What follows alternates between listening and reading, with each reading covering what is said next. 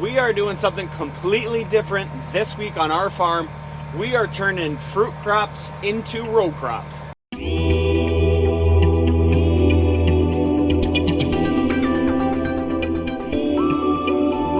So we had just bought ourselves a new grain drill, which we have never owned before, because if we are going to seed something, we've always broadcasted it down as a cover crop in our open vacant land where we don't have any of our fruit trees. So instead of either borrowing someone else's or continuing to broadcast, we decided, heck, why don't we buy ourselves a grain drill? But if you've been following the channel, you might be wondering, what are fruit farmers doing with a grain drill? Well, we are going to explain that to you guys today and show you the process. What we have here on the farm is a big open field, right? So this is a piece of land that we bought a couple years ago, where in the fall, right up here by my finger, we had planted brand new cherry trees. On this half of the orchard, we are preparing the ground for apple trees to be planted in 2026. So what we do is we either rent the ground out to some local row crop guys, which is what we did. We've had sunflowers, corn, and oats in, and now what we're gonna do is plant our cover crop of sorghum. So let's talk about why farmers use cover crop. So farmers use cover crops for a variety of reasons. Most of them are to prevent erosion, return organic matter to the soil, and improve the soil structure, which in turn helps with water uptake and nutrient uptake in the soil for the future. So that's why we're doing it here, is we are preparing this ground for apple trees in 2026. So we are already beginning the process of preparing the soil for new trees a year and a half ahead of time, before the trees are even close to being ready to be put into the ground here on this farm. For us to get this soil ready, we had to go through a couple steps. I did not get the disking on camera, but you guys did see a little bit of the cultivation, which is the very first step. It's cultivating, which we got done easily with our 28-foot cultivator. And then we kind of moved into getting the planter or the seeder and the packer all hooked up. Sometimes on our farm, we have a reputation of buying some things that immediately need a little bit of work as soon as we buy it, but this is not the case. This is our brand new John Deere 8300 grain drill. Now, it's not new, but it is definitely new to us. We do not own one of these ourselves, so this is a little cool, exciting addition to the farm, because either we've only rented or that we have just broadcasted some stuff like I had mentioned. So when this showed up, it actually didn't have a cylinder or hoses, so we had to do that, add that. But other than that, everything else was perfectly ready to work. So that's not too shabby. If you don't know how these work, these chains spin when these discs hit the ground. It rotates the chains. The seed falls through these tubes and comes out down here in these holes, like here as well. And every one of those drops those out. And so it kind of throws it right down into the dirt. And then behind me, like we've seen, is our packer. It needs a little bit of work. It's definitely beat up. I don't know, say it necessarily needs work, but it's just a little loose. It is not as nice as it used to be. So, but it does get the job done. So this is kind of what the final product looks like. Not too bad. Not too bad, but like I said before, you guys, it is not needing to be perfectly smooth and flat, because we are going to disc all this up again. I have about half the field done, from the tractor all the way up to those cherry trees there. The longest, widest part of the orchard. We are shooting for 25 pounds an acre is what we're wanting to seed this sorghum at. So what we did here is we take a look at the chart. They actually have a sorghum label.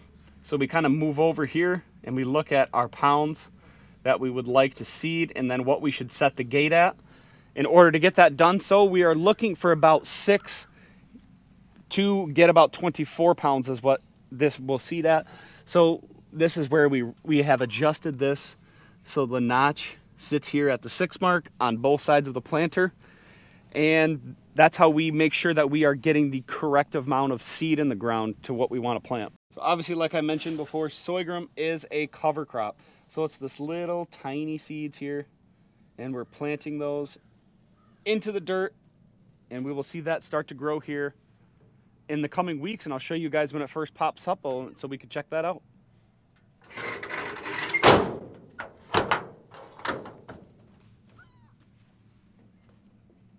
So what's different between preparing soil for a cover crop compared to planting cherries or apples is we care a lot less about the smoothness of it.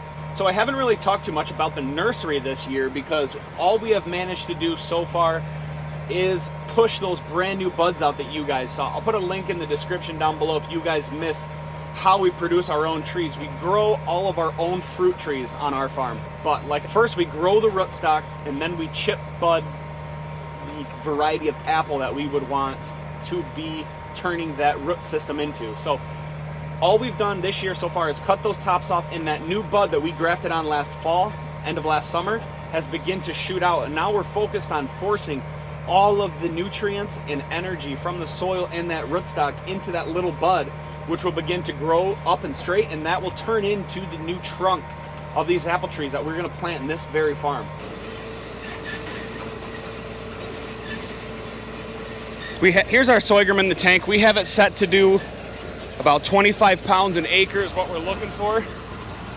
Kind of seems like this one on the end might be ripping it up or putting a little more in than what we want, but it's close. So obviously in this tractor, like you've seen before, we have the John Deere guidance system in our Case 7220. So obviously I'm gonna be using that in order to plant this so we have the perfect amount of overlap. Now I adjusted it a little bit because the gap was a little bit too big from our measurements originally.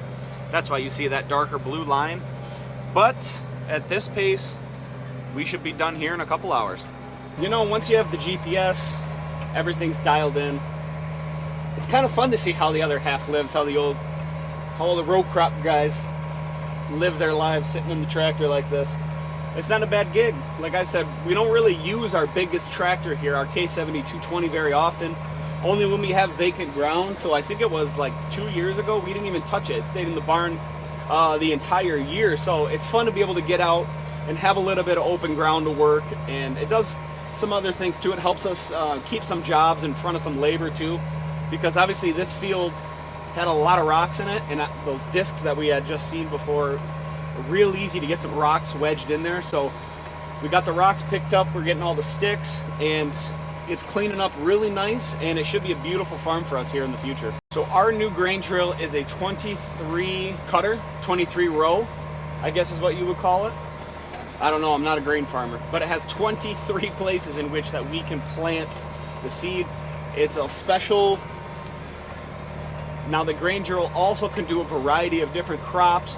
It also can plant grass, so there's smaller hoppers in the front for the smaller grasses that we can put down, as well as the larger hoppers in the back for the big stuff.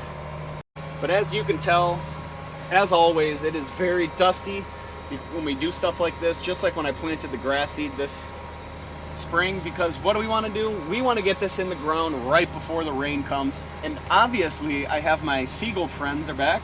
If you have one of these on your farm, how big is it? How many slots are you planting? Mine's 23. How many does yours have? Put it in the comments down below. So while we're standing right by a cherry orchard up here in the corner, let's check out what the fruit looks like right now. A little bit of a crop update. It is looking a little skim out here this year, but this is one of the spots that has a little bit of a nicer crop. So we'll show you what the cherries look like. So this is what the cherries look like. Little green monsters hanging out. You probably can't see them that well when they're up in the sun. Currently, this is what the cherries are looking like. They are plumping up with this nice warm weather that we have. And these trees actually look pretty good compared to most of the rest of the farm. So we might just follow along these trees this year and kind of show you guys as the crop progresses. So today you guys learned a little bit about how fruit farmers like myself, we can dabble in the row cropping life, which is a little bit fun and a change of pace to try something new that we don't usually get to try on our farm. But with that being said, you guys, thank you very much for watching. YouTube wants you guys to watch this video next. Whether you are on YouTube, Acres TV, no matter what platform you watch on, thank you very much for watching and supporting. Don't forget to like and subscribe. We will catch you guys in the next video. Thanks for watching.